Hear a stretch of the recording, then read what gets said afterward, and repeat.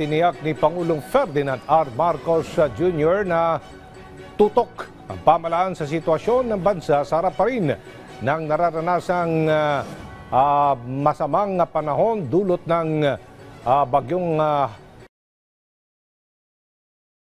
sa kanyang post sa X. Sinabi ng Pangulong Marcos Jr.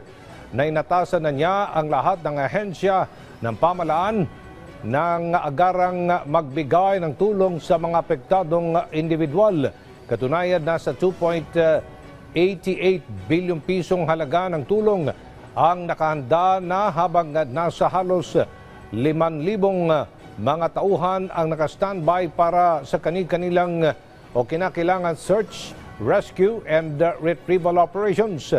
Personal din na inalam ng Pangulo ang sitwasyon sa ibang bahagi ng bansa at matiyak na mabilis na maihahatid ang tulong sa mga apektadong individual. Ipinunto pa ng Pangulo na nasa 43 milyong piso na ang naibigay na tulong sa 700,000 na individual na apektado naman ng southwest monsoon sa Visayas at Mindanao. Maya-maya ay ihahatid namin ang pangunguna ng Pangulo sa situational briefing. Diyan po yan sa NDR-RMC.